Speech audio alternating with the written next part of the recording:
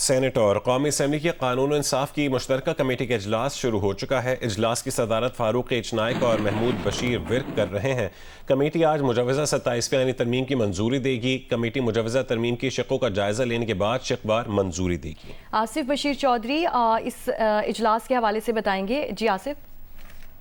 جی تقریباً 1 گھنٹہ تاخیر سے یہ آج اجلاس شروع ہوا، جسے 11 بجے شروع ہونا تھا، تقریباً 12 بجے میں چند منٹ پہلے یہ اجلاس شروع ہوا۔ مشترکہ اجلاس میں اپوزیشن جماعتیں جو ہیں جنہوں نے بطور احتجاج اس میں اس کا بائیکاٹ کر رکھا ہے، اس میں پی ٹی آئی ہے، جے یو آئی ہے، پی کے میپ ہے اور ایم ڈبلیو ایم جو ہیں وہ اس اجلاس میں شریک نہیں ہو رہی۔ حکمران اتحاد کی تمام جماعتیں اس کے اندر شریک ہیں اور 27ویں آئینی ترمیم کی جو مجوزہ جو ترمیم ہے اس کی شقوں کا جائزہ لیا جا رہا ہے۔ اس کے علاوہ جو شقیں سیاسی جماعتوں کی طرف سے بعد میں انٹروڈیوس کی گئی ہیں، جس میں صدر کے ساتھ ساتھ وزیر اعظم کو کرمنل مقدمات میں استثناء کی شق جو ہے وہ جو مسلم لیگ نون کی طرف سے انٹروڈیوس کی گئی ہے، اور اسی طرح جو باپ پارٹی کی طرف سے صوبائی اسمبلی کی نشستیں بڑھانے کا معاملہ ہے، یا ایم کے ایم کی جانب سے بلدیاتی نظام کے حوالے سے جو شقیں ہیں ان کا جائزہ بھی لیا جائے گا۔ فاروق ایچ نائک نے اس کمیٹی کے اجلاس کی صدارت سے پہلے جو گفتگو کی ہے تو ان کا یہ کہنا تھا کہ امید ہے کہ آج ہم اس پہ حتمی ڈرافٹ جو ہے اس کو فائنل کر لیں گے۔ ان کا کہنا تھا کہ تمام جماعتوں کی بات چیت جو ہے وہ سنی جائے گی اور جو بھی فیصلے ہوں گے وہ کثرت رائے سے کیے جائیں گے۔ انہوں نے یہ بھی کہا کہ امید یہی ہے کہ آج شام 5 بجے تک ہم اس کو فائنل کر لیں گے اور اس کو ایوان سے بھی جو ہے وہ فائنل کرا لیا جائے گا۔ اور انہوں نے کہا کہ آج کیونکہ ارکان پڑھ کے آئے ہوں گے اس ڈرافٹ کو تو تفصیلی جو ہے وہ بات چیت آج اس کے اندر کی جائے گی۔ انہوں نے بالکل جی بتائے گا کو بھی دیکھا جائے گا۔ تو یہ اہم اجلاس جو ہے اس وقت پارلیمنٹ ہاؤس میں بند کمرے کا اجلاس جاری ہے اور توقع یہی کی جا رہی ہے کہ آج شقوار منظوری کے بعد ایک متفقہ جو پاس شدہ ڈرافٹ ہوگا وہ کمیٹی سامنے لے کے آئے گی۔ بہت شکریہ آصف بشیر چودھری تفصیلاً اپڈیٹ کرنے کے لیے۔ سینیٹر فاروق ایچ نائک نے کہا ہے کہ تمام شقوں پر آج میٹنگ ہوگی۔ امید ہے کہ آج اس کو حتمی شکل دے دیں۔ کمیٹی اجلاس سے پہلے فاروق ایچ نائک کا کہنا تھا کہ ہر جماعت کو رائے دینے کا حق حاصل ہے۔ اکثریتی رائے جو آئے گی اس کے مطابق فیصلہ ہوگا۔ تمام فیصلوں کو ایوان میں پیش کیا جائے گا۔ امید ہے کہ شام 5 بجے تک فائنل کر لیں گے۔ دیکھیں جتنی بھی ابھی باقی کیا کہتے ہیں تجاویز ہیں جن کے اوپر بحث نہیں ہوئی ہے وہ اب اس کے اوپر آج کیا کہتے ہیں کراس بائی کراس ریڈنگ ہوگی۔ ٹرانسفر آف ججز پر ہے، امیونٹی آف پریزیڈنٹ ہے، آرٹیکل 243 ہے جو جوائنٹ کمانڈ کے اوپر ہے، اور کچھ اور جو شقیں ہیں ان سب پر کیا کہتے ہیں ریڈنگ ہوگی، پھر رائے لی جائے گی تمام شقوں کے اوپر، اس کے بعد پھر فائنل ہوگا۔ یہ جو سر جو خاص طور پہ آج ہو جائے گا سر بالکل انشاءاللہ تعالیٰ پوری امید ہے کہ آج اس کو ہم کمپلیٹ کر لیں گے۔ جو ایم کے ایم اور باقی بلوچستان عوامی پارٹی سمیت دیگر جماعتوں کی تجاویز تھیں، اور خاص طور پہ آپ کو لگتا ہے کہ صدر اور پرائم منسٹر کی استثناء کے حوالے سے دو جماعتیں آمنے سامنے آ گئی ہیں؟ نہیں دیکھیں ہر جماعت کا حق ہے اپنی تجاویز دینے کا۔ میجورٹی آف دی ممبرس کیا فیصلہ کرتے ہیں وہ آج پتہ چلے جائے گا۔ ایم کیو ایم کی بھی تجاویز ہیں، نون کی بھی تجاویز ہیں، تمام تجاویز کو دیکھا جائے گا، اس کے مطابق فیصلہ ہوگا۔ جو میجورٹی کی رائے ہوگی اس کے مطابق فیصلہ ہوگا۔ پھر یہ ہاؤس میں مسئلہ آ جائے گا، پھر ہاؤس کے اوپر ہے ڈیلیبریٹ کر کے اس کو فائنل۔ کتنا ٹائم لگ سکتا ہے ویسے اس اجلاس میں؟ میں امید کرتا ہوں کہ شام 5 بجے تک ہم اس کو کمپلیٹ کر لیں گے۔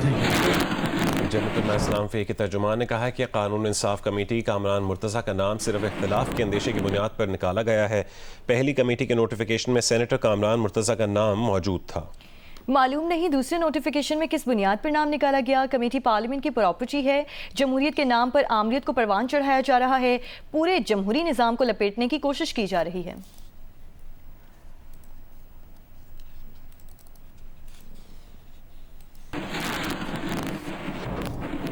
اور سینٹ میں 27ویں آئینی ترمیم پیش کر دی گئی ہے۔ چیف آف ڈیفنس فورس کا نیا عہدہ متعارف کرا دیا گیا ہے۔ آرمی چیف ہی چیف آف ڈیفنس فورس ہوں گے۔ رپورٹ کے لیے Nosheen Yousuf. Chairman joint chief of staff committee کا عہدہ ختم۔ چیف آف آرمی سٹاف اب چیف آف ڈیفنس فورسز ہوں گے۔ آرمی چیف، نیول چیف اور ایئر چیف کا تقرر صدر وزیر اعظم کی ایڈوائس پر کرے گا۔ चीफ ऑफ डिफेंस फोर्सेस की सिफारिश पर वजीर आजम पाक फौज में से कमांडर नेशनल स्ट्रेटेजिक कमांड तैनात करेंगे। 27वीं आईनी तरमीम के मुसव्वदे के मुताबिक कौमी हीरोज के तौर पर फौज में field marshal, marshal of air force और एडमिरल ऑफ फ्लीट का रैंक मुतारिफ करा दिया गया। ये रैंक हासिल करने वाले ताहयात वर्दी, रैंक और मराद के साथ रहेंगे। उन्हें ऐसे ओहदों से हटाने के लिए पार्लियामान के ऐवानों से सदर के मुआवजे की तहरीक के तर्ज पर मंजूरी दरकार होगी। मुकम्मल अदालती इस्तिस्ना हासिल होगा। कमांड की मुद्दत पूरी होने पर वफाकी हुकूमत उन्हें रियासत के मफाद में कोई जिम्मेदारी सौंप सकती है। 27वीं आईनी तरमीम के मुताबिक मुल्क में वफाकी आईनी अदालत कायम की जाएगी, जिसमें हर सूबे से बराबर जजेस होंगे।